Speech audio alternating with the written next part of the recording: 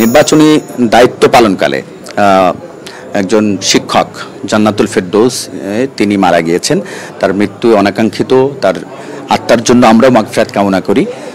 তো অনেকেই দোষারোপ করছেন আপনাদেরকে যে এই নির্বাচন দীর্ঘসূত্রিতার কারণেই মূলত তার মৃত্যু হয়েছে। আপনাদের কোনো ব্যাখ্যা আছে কিনা?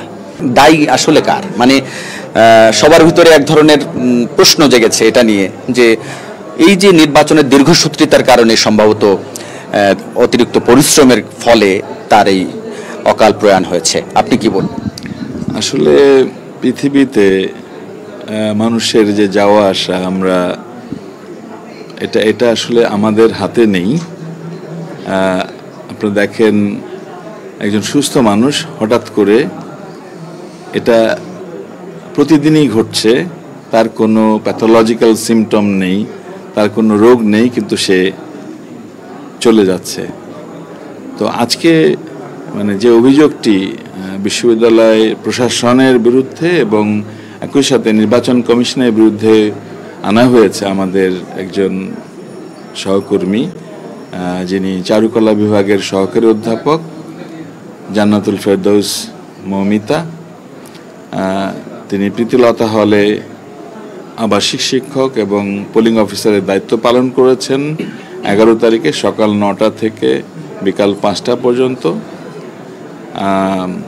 আমার হচ্ছে যে ব্যক্তিগতভাবে সে আমার পরিচিত। 2021 সাল মানে যখন সে ছাত্রী তখন থেকেই পারিবারিকভাবে আমার পরিচিত সে। আমি শুনে আসলে খুবই শোকাহত হয়েছি। আমি তার বাসায় গিয়েছিলাম, শ্বশুর বাড়ি যেটা এখানে আছে পান্ধোয়াতে। তার স্বামী সাথে আমার কথা হয়েছে, সেও এই বিশ্ববিদ্যালয়ের চারুকলা বিভাগের শিক্ষার্থী। তার কাছে আমি জিজ্ঞাসা করেছিলাম যে, কারণ আমি জানতাম না যে গতকালকে সে, কারণ ওই যে সিনেট হলে আমার কোনো অথরিটি নেই ভোট গণনা কেন্দ্রে ঢোকার, আমি ঢুকেও নাই। তো সে এখানে দায়িত্ব পালন করেছে কি করে নাই সেটা আমার জানা ছিল না। আমি তার কাছেই জানতে পারি, তিনি বলেছেন যে গতকাল সন্ধ্যা 6টায় বাসায় ফিরেছেন এবং বাসায় ফিরে ফ্রেশ হয়েছেন, রেস্ট নিয়েছেন, ঘুমিয়েছেন, খাওয়া দাওয়া পরিপূর্ণভাবে উনি পূর্ণ সুস্থ ছিলেন। তার কোনো রকমের শারীরিক অসুস্থতা তার স্বামী তিনি দেখেন নাই।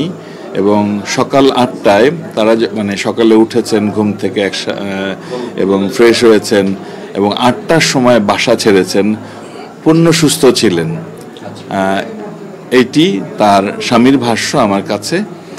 তো আসলে পরে যে শামীম রেজা, অধ্যাপক শামীম রেজা চারুকলা বিভাগের বর্তমান সভাপতি, যখন তাকে হাসপাতালে নিয়ে যায়, আমি প্রথম কখন জানি 8:56, এটা হচ্ছে যে শুক্রবার, আজকে তো শনিবার হয়ে গেছে, কলটি পাই। আমি সাথে সাথে ফোনটা ধরি এবং সে আমাকে বলে, স্যার মৌমিতা খুব অসুস্থ, এনাম মেডিকেলের কাছাকাছি চলে এসেছে। তো আমি অ্যাকচুয়ালি এনাম মেডিকেল কলেজে ভিজিটিং কনসালটেন্ট হিসাবে গত প্রায় 17 বছর যুক্ত। ল্যাবরেটরিটা আমার হাতেই ওখানে ডেভেলপ। আমি একজন কোভিড-19 ফ্রন্টলাইনারও ছিলাম। তো আমি সাথে সাথে ডিউটি ম্যানেজারকে বলি ইমার্জেন্সিতে যেন একটু প্রস্তুতি থাকে এবং সেখানে যাই। এবং যাওয়ার পরে হচ্ছে যে আমি ইমার্জেন্সি ডক্টরের সাথেও কথা বলেছি, জিজ্ঞাসা করেছি। উনি আমাকে বলেছেন যে স্যার তার কোনো পালস নেই, কোনো সাইন নেই এবং ক্লিনিক্যাল প্রসিজিওর হিসাবে ইসিজি করতে হবে এবং ইসিজি তার করা হয় এবং ইসিজিটা ফ্ল্যাট পাওয়া যায়। যেটুকু আমি অনুমান করি, উনি বলেছেন তার স্বামীর কাছ থেকে এবং শামীম রেজার কাছ থেকে, অধ্যাপক শামীম রেজা, যে যখন তারা সিঁড়ি দিয়ে উঠছেন এখানে সকালে, দোতলাতেই মনে হয় একবার তো মাথা ঘোরার মতো হয়েছে। আবার এই যে এই কক্ষটা দরজা যেটা আছে এখানে ঢোকার আগে উনি আসলে পড়ে যান এখানে। তো এটাকে আমরা আসলে, আমি বায়োকেমিস্ট্রি অ্যান্ড মলিকুলার বায়োলজির প্রফেসর, মেডিসিনের সাথে আমি রিলেটেড। তো এটা সাডেন কার্ডিয়াক অ্যারেস্ট আমরা বলি এই ধরনের সিচুয়েশনকে, হঠাৎ করে হৃদযন্ত্র বন্ধ হয়ে যাওয়া। তো মৃত্যু তো আসলে আমাদের হাতে নাই। আমরা সত্যি মর্মাহত, সত্যি দুঃখ। এটা আসলে মানে ভাষা মানে কোনো প্রকাশ করার ভাষাটা নেই।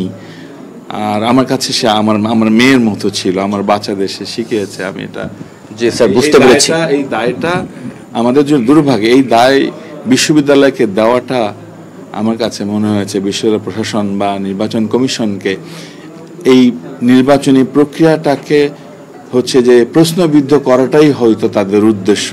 মানবিক যে বোধ মানুষের যে থাকা উচিত, এটি আমরা প্রত্যাশা করি।